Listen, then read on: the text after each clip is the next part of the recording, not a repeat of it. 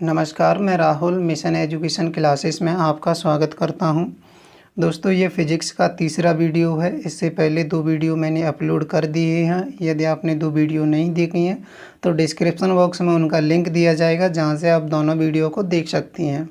इस वीडियो में हम फिज़िक्स के महत्वपूर्ण 20 क्वेश्चन को डिस्कस करेंगे, जो कि एग्ज़ाम की दृष्टि से बहुत ही महत्वपूर्ण हैं। साथ ही साथ क्वेश्चनों से संबंधित कुछ महत्वपूर्ण तथ्यों को भी डिस्कस करेंगे। इस प्रकार से यदि हम करते हैं तो इस वीडियो में हम कम से कम 50 से 60 क्वेश्चन को कवर करने जा रहे हैं। तो चलिए दोस्तों, हम अपनी वीडियो को स्टार्ट करते हैं। पहला क्वेश्चन है, रॉकेट किस सिद्धांत पर कार्य करता है? ऑप्शन ए न्यूटन का दूसरा नियम, ऑप्शन बी न्यूटन का तीसरा नियम, ऑप्शन सी पास्कल का नियम, ऑप्शन डी इनमें से कोई नहीं। 3 सेकंड का समय आपको दिया जाता है सही आंसर जज करने के लिए। उसके बाद में मेरे द्वारा आपको सही आंसर बता दिया जाएगा। दोस्तों, रॉकेट न्यूटन के तृतीय नियम के सिद्धांत पर कार्य करता है, यानी ऑप्शन नंबर बी इसका सही आंसर है। और साथ ही साथ रॉकेट संवेग संरक्षण का जो नियम है उस पर भी कार्य करता है। तो कई बार एग्ज़ाम में संवेग संरक्षण का नियम दिया होता है, तो वहाँ पे संवेग संरक्षण ऑप्शन सही होगा। यदि रॉकेट की बात हुई है तो रॉकेट के जो खोजकर्ता थे वो थे अमेरिकी वैज्ञानिक रॉबर्ट हचिंग गोडार्ड, जिन्होंने 16 मार्च 1926 में रॉकेट की खोज की थी। और हवाई जहाज़ की जो खोज की थी वो राइट बंधुओं के द्वारा 1903 में की गई थी। दोस्तों, यहाँ पे एक आया है पास्कल का नियम। पास्कल का जो नियम है वो जो कि हाइड्रोलिक ब्रेक होते हैं उनमें इनका प्रयोग किया जाता है। अगला क्वेश्चन, निम्न में से कौन सी द्रव्यमान की इकाई नहीं है? Option A pound, option B kilogram, option C gram, option D dyne. दोस्तों, सही आंसर होगा इसका डाइन। डाइन जो डाइन है वो जो द्रव्यमान की इकाई नहीं है, डाइन बल की इकाई है। जो कि बल की ऐसा यूनिट यदि आपसे पूछी जाती है तो न्यूटन होती है। और इसमें अगर देखा जाए तो डाइन बल की इकाई है, जो कि 1 न्यूटन इक्वल टू 10⁵ डाइन के बराबर होता है। तो ये आपको याद रखना है। दोस्तों, मापन की कुछ पद्धतियां हैं, उनको हम आज डिस्कस कर लेते हैं। सबसे पहले FPS, फुट पाउंड सेकंड, यह ब्रिटिश सिस्टम कहलाता है। उसके बाद में दूसरा है दोस्तों SI पद्धति स्टैंडर्ड इंटरनेशनल, 1971 में इसे लागू किया गया था। दोस्तों, ये वर्ष इम्पोर्टेंट है क्योंकि कई बार एग्ज़ाम में यह क्वेश्चन पूछ लिया गया है कि स्टैंडर्ड इंटरनेशनल जो SI मात्रक की जो एक सिस्टम है वो कब लागू किया गया था? तो 1971 में। तीसरा है CGS, C for centimetre, G for gram और S फॉर सेकंड, ये फ्रेंच सिस्टम कहलाता है। उसके बाद में अगला है MKS system, metre kilogram second system. इसे इंजीनियरिंग एवं इंडस्ट्रियल एरिया में इसे यूज़ किया जाता है, तो यह बहुत ही महत्वपूर्ण हो जाता है। अगला क्वेश्चन, परमाणु बम किस सिद्धांत पर कार्य करती है? ऑप्शन ए नाभिकीय संलयन, ऑप्शन बी नाभिकीय विखंडन, ऑप्शन डी रेडियो एक्टिव विघटन, ऑप्शन डी इनमें से कोई नहीं। दोस्तों, सही आंसर होगा नाभिकीय विखंडन। जो परमाणु बम है वो नाभिकीय विखंडन पर कार्य करती है, यानी ऑप्शन नंबर बी सही होगा। दोस्तों, नाभिकीय संलयन होता है जो हाइड्रोजन बम में कार्य करता है, और जो सूर्य से एनर्जी निकलती है उसमें भी नाभिकीय संलयन प्रक्रिया होती है। यहाँ पे परमाणु बम की बात हुई है तो परमाणु बम की जो खोज की थी वो रॉबर्ट ओपनहाइमर ने 1945 में की थी। और हाइड्रोजन बम की जो खोज की थी जो कि एडवर्ड टेलर के द्वारा 1952 में की गई थी। दोस्तों, हाइड्रोजन बम होती है जो परमाणु बम से 1000 गुना ज़्यादा शक्तिशाली होती है, ये आपको याद रखना है। अगला क्वेश्चन, फाउंटेन पेन का आविष्कार किसके द्वारा किया गया था? Option A Robert Johnson, option B Waterman, option C John केफर्ज, ऑप्शन डी इनमें से कोई नहीं। दोस्तों, इसका जो सही आंसर है वो सही आंसर है वाटरमैन के द्वारा फाउंटेन पेन का आविष्कार किया गया था। अगला क्वेश्चन, दोस्तों बॉल पेन, इससे संबंधित कुछ बॉल पेन का आविष्कार जॉन सिरे ने किया था। और छपाई मशीन की जो आविष्कारक थे वो थे जोहान्स गुटेनबर्ग। ये भी आपको याद रखना है, ये भी इम्पोर्टेंट है एग्ज़ाम की दृष्टि से। अगला क्वेश्चन है दोस्तों, सीटी स्कैन में कौन सी तरंगों का उपयोग किया जाता है? ऑप्शन ए ध्वनि तरंग, ऑप्शन बी एक्स तरंग, एक्स किरण, ऑप्शन सी पराश्रव्य तरंग, ऑप्शन डी चुंबकीय तरंग। तो दोस्तों इसका जो सही आंसर है वो सही आंसर है पराश्रव्य तरंग। सीटी स्कैन में पराश्रव्य तरंगों का उपयोग किया जाता है, जो कि 20,000 हर्ट्ज से ज़्यादा जो भी तरंग होती हैं उन्हें पराश्रव्य तरंग कहते हैं। सीटी स्कैन की जो फुल फॉर्म होती है वो कंप्यूटराइज्ड टोमोग्राफी स्कैन होती है। दोस्तों टोमोग्राफी का अर्थ होता है कि किसी भी पार्ट को, यानी छोटे छोटे टुकड़ों में उसकी जांच करना, किसी भी पार्ट के छोटे छोटे टुकड़ों की जांच करना टोमोग्राफी कहलाता है। इनके खोजकर्ता थे वो गॉडफ्रे हाउंसफील्ड एंड एलन ने इसकी खोज की थी। अगला क्वेश्चन, वॉकी टॉकी किस संचार चैनल का उदाहरण है? Option A full duplex, option B half duplex, option C simplex, option D इनमें से कोई नहीं। दोस्तों सही इसका आंसर है half duplex. Walkie talkie half duplex के सिद्धांत पर कार्य करता है। दोस्तों हाफ डुप्लेक्स और फुल डुप्लेक्स का मतलब क्या होता है? मतलब ये होता है कि जब दो जगह से संचार किया जा रहा है तो हाफ डुप्लेक्स का मतलब ये होता है कि यहाँ से जब डाटा भेजा जाता है तो उसी समय यदि यहाँ से डाटा भेजा जाता है तो उसमें क्या है कि अगर सेम टाइम होता है तो ये डाटा कैंसिल आउट हो जाता है। तो दोस्तों जो वॉकी टॉकी है उसमें क्या होता है कि पहले यहाँ से डाटा भेज दिया जाता है, उसके बाद में यहाँ से डाटा भेजा जाता है। जैसे आपने देखा होगा जो सैनिक होते हैं उनके पास में वॉकी टॉकी सिद्धांत पर कार्य करने वाला संचार चैनल होता है, जिसके बाद में जब वो अपनी बात कह देते हैं तो उसके बाद में बोलते हैं ओवर। जैसे हमें बटालियन की आवश्यकता है ओवर, इस प्रकार से बोलते हैं तो दूसरी तरफ से आंसर आता है कि हमने आपके लिए बटालियन भेज दी है ओवर। तो ओवर कहने का मतलब ये होता है कि हमने अपनी बात बोल दिया और आप अपनी बात को बोलिए। तो इसमें क्या होता है कि ये जो संचार प्रणाली है ये वॉकी टॉकी संचार प्रणाली है जो हाफ डुप्लेक्स की होती है। जैसे हम मोबाइल फ़ोन पर बात करते हैं तो वहाँ पे क्या होता है कि जब हम बात बोलते हैं और तो उसी समय यदि सामने वाला भी बात बोलता है तो दोनों का जो डाटा है वो कैंसिल आउट नहीं होता है और हम एक दूसरे के डाटा को सुन पाते हैं। तो ये फुल डुप्लेक्स कहलाता है। दोस्तों सिंप्लेक्स क्या होता है कि जो रेडियो में जो संचार चैनल होता है वो सिंप्लेक्स पर कार्य करता है। अगला क्वेश्चन, न्यूटन ने अपनी कौन सी बुक में सबसे पहले गति के नियमों को प्रतिपादित किया था? Option A Newton physics, option B Principia, option C Newton's law, option D इनमें से कोई नहीं। दोस्तों सही आंसर होगा आंसर नंबर बी, प्रिंसिपिया में सबसे पहले न्यूटन ने अपने गति के नियमों को प्रतिपादित किया था। इससे कुछ इम्पोर्टेंट फैक्ट डिस्कस कर लेते हैं।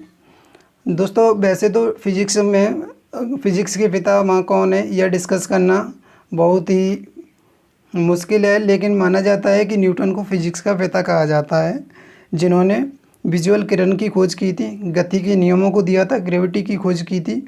और दोस्तों आपको बताना चाहूँगा कि 1000 साल पहले भारत के खगोलविद ब्रह्मगुप्त ने ग्रेविटी की खोज की थी। उसके 1000 साल के बाद में न्यूटन ने ग्रेविटी की खोज की थी। अगला क्वेश्चन डिस्कस करते हैं दोस्तों, पुष्प अध्ययन विज्ञान की किस शाखा में किया जाता है? यानी पुष्पों का अध्ययन विज्ञान की किस शाखा में किया जाता है? Option A photology, option B phrenology, option C anthrology, option D pedology. इसका सही आंसर है ऑप्शन सी एंथ्रोलॉजी। एंथ्रोलॉजी में दोस्तों पुष्पों का अध्ययन किया जाता है। अब हम इनसे संबंधित कुछ इम्पोर्टेंट चीज़ देख लेते हैं दोस्तों कि फोटोलॉजी में किसका अध्ययन किया जाता है? तो प्रकाश का, यानी लाइट का अध्ययन किस में किया जाता है? फोटोलॉजी में। और फ्रोनोलॉजी में दोस्तों खोपड़ी का अध्ययन किया जाता है, और पेडोलॉजी में मृदा का अध्ययन किया जाता है, और एंथ्रोलॉजी में दोस्तों पुष्पों का अध्ययन किया जाता है, जो कि हमारा क्वेश्चन है। अगला क्वेश्चन, वायुमंडलीय दाब किसके द्वारा मापा जाता है? Option A barometer, option B stratometer, option C दाबमीटर, ऑप्शन डी इनमें से कोई नहीं।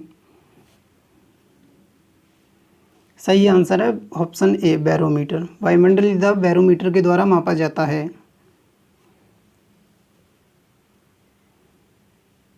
इम्पोर्टेंट फैक्ट देख लेते हैं दोस्तों इससे संबंधित। बैरोमीटर का जो ऐसा ही मात्रक है वो बार होता है, एक बार व इक्वल टू दोस्तों एक बार equal to 10⁵ newton metre square के बराबर होता है। इससे दोस्तों बैरोमीटर से हम मौसम संबंधी पूर्व अनुमान भी लगाते हैं। तो ये भी आपको याद रखना है कि मौसम संबंधी पूर्व अनुमान किसके द्वारा लगाया जाता है? तो बैरोमीटर के द्वारा लगाया जाता है। अगला क्वेश्चन, सूर्य को देखने के लिए किस यंत्र का उपयोग किया जाता है? Option A stroboscope, option B telescope, option C helioscope, option D इनमें से कोई नहीं। सही आंसर है हेलियोस्कोप। हेलियोस्कोप के द्वारा हम सूर्य को देख सकते हैं। दोस्तों टेलीस्कोप का जो उपयोग है वो बहुत दूर की वस्तुओं को पास में देखने के लिए किया जाता है, और स्ट्रेबोस्कोप का जो आविष्कार है वो गति करती हुई वस्तुओं की गतियों को देखने के लिए किया जाता है। ठीक है दोस्तों, तो इसका जो सही आंसर है वो हेलियोस्कोप के द्वारा हम सूर्य को देख सकते हैं। अगला क्वेश्चन, सौरमंडल की खोज किसके द्वारा की गई थी? Option A Johns Kepler, option B Nicolas Copernicus, option C Galileo, option D इनमें से कोई नहीं। दोस्तों सही आंसर है निकोलस कोपरनिकस के द्वारा सौरमंडल की खोज की गई थी। दोस्तों जो जॉन्स केपलर थे उनके द्वारा जो ग्रह होते हैं उनकी गति के नियमों को प्रतिपादित किया गया था। और जो दोस्तों गैलीलियो है, गैलीलियो ने अपना एक नियम दिया था जिसे गैलीलियो नियम यानी न्यूटन का जो पहला नियम है उसे गैलीलियो का नियम भी कहते हैं। तो ये भी आपको याद रखना है, इम्पोर्टेंट है। अगला क्वेश्चन करते हैं दोस्तों, पृष्ठीय तनाव का एसआई मात्रक क्या है? Option A newton per metre, option B newton per metre square, option C newton per second, option D इनमें से कोई नहीं। दोस्तों सही आंसर होगा इसका answer number A newton per metre पृष्ठीय तनाव का एसआई मात्रक होता है।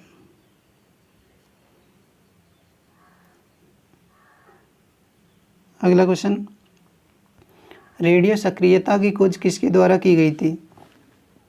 Option A Marie Curie, option B Becquerel, option C Robert Hooke, option D इनमें से कोई नहीं। सही आंसर है इसका बेकुलर के द्वारा रेडियो सक्रियता की खोज की गई थी। तो ऑप्शन बी सही हो जाएगा। दोस्तों मैडम क्यूरी ने पोलोनियम की खोज की थी और रेडियम की खोज की थी, जिनके लिए उन्हें 2 बार नोबेल पुरस्कार दिया गया था। दोस्तों एक बार उन्हें फिजिक्स में दिया गया था और एक बार उन्हें केमिस्ट्री में दिया गया था। दोस्तों आगे हम इससे संबंधित कुछ इम्पोर्टेंट फैक्ट डिस्कस करते हैं, जो कि 1903 में प्यारे क्यूरी और मैरी क्यूरी को नोबेल पुरस्कार दिया गया था, जो कि दोनों हस्बैंड और वाइफ हैं। और दोस्तों 1911 में मैरी क्यूरी को रेडियम और पोलोनियम की खोज के लिए नोबेल पुरस्कार दिया गया था। तो ये आपको याद रखनी है, दोनों इम्पोर्टेंट फैक्ट जरूरी इम्पोर्टेंट है एग्ज़ाम की दृष्टि से।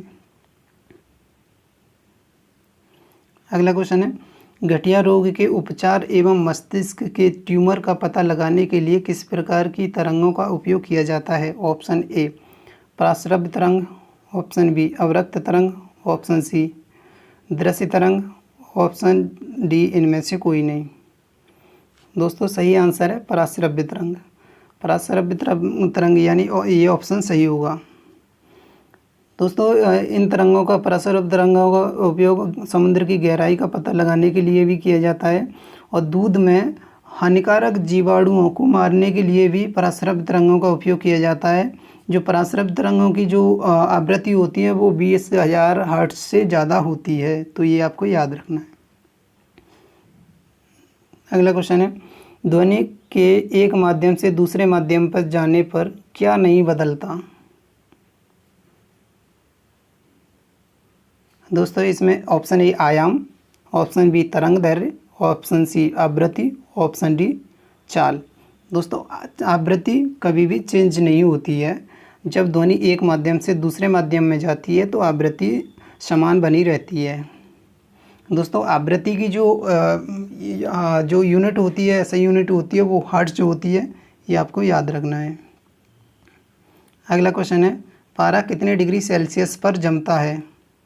Option A -55 degree Celsius, option B -39 degree Celsius, option C -273 degree Celsius, option D इनमें से कोई नहीं।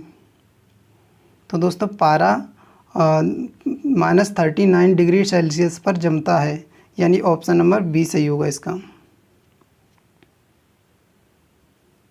अगला क्वेश्चन, मरीच का एक उदाहरण है। ऑप्शन ए प्रकाश का अपवर्तन का, ऑप्शन बी प्रकाश के प्रकीर्णन का, ऑप्शन सी पूर्ण आंतरिक परावर्तन का, ऑप्शन डी विकिरण का। दोस्तों इसका सही आंसर है पूर्ण आंतरिक परावर्तन, यानी ऑप्शन सी सही होगा। दोस्तों पूर्ण आंतरिक परावर्तन का जो उपयोग है वो फाइबर केबल में भी, फाइबर ऑप्टिकल केबल में भी किया जाता है। और ये दोस्तों इसका उपयोग जो हीरा होता है उसमें भी इसका उपयोग किया जाता है। पूर्ण आंतरिक परावर्तन के ही कारण हीरा इतना तेज़ चमकता है, तो ये भी आपको याद रखना है। अगला क्वेश्चन, प्रकाश के वेग की गणना सबसे पहले किसके द्वारा की गई थी? ऑप्शन ए न्यूटन द्वारा, ऑप्शन बी हाइजेन के द्वारा, ऑप्शन सी रोमर के द्वारा, ऑप्शन डी इनमें से कोई नहीं। दोस्तों इसका सही आंसर है आंसर नंबर सी, रोमर के द्वारा सबसे पहले प्रकाश की वेग की गणना की गई थी। तो प्रकाश का जो वेग होता है वायु में वो 3 × 10⁸ मीटर पर सेकंड के बराबर होता है, तो ये आपको याद रखना है। अगला क्वेश्चन है, रात में तारों का टिमटिमाना किस परिघटना का उदाहरण है? ऑप्शन ए प्रकाश का प्रकीर्ण, ऑप्शन बी प्रकाश का अपवर्तन, ऑप्शन सी कुल आंतरिक परावर्तन, ऑप्शन डी इनमें से कोई नहीं। दोस्तों सही आंसर है आंसर नंबर बी, प्रकाश का अपवर्तन के द्वारा रात में तारे टिमटिमाते हुए नज़र आती हैं। ठीक है दोस्तों, तो ये आपको याद रखना है, इम्पोर्टेंट है एग्ज़ाम की दृष्टि से। अगला क्वेश्चन, किसने आवेशकों के दो नाम ऋणात्मक और धनात्मक दिए? जो दोस्तों ऋणात्मक आवेश होता है और धनात्मक आवेश होता है उनका नाम सबसे पहले किसके द्वारा दिया गया था? Option A Benjamin Franklin, option B Michael Faraday, option C Newton, option D CV Raman. दोस्तों इसका जो आंसर है वो सही आंसर है answer number A, Benjamin Franklin के द्वारा सबसे पहले ऋणात्मक और धनात्मक आवेशकों के नाम दिए गए।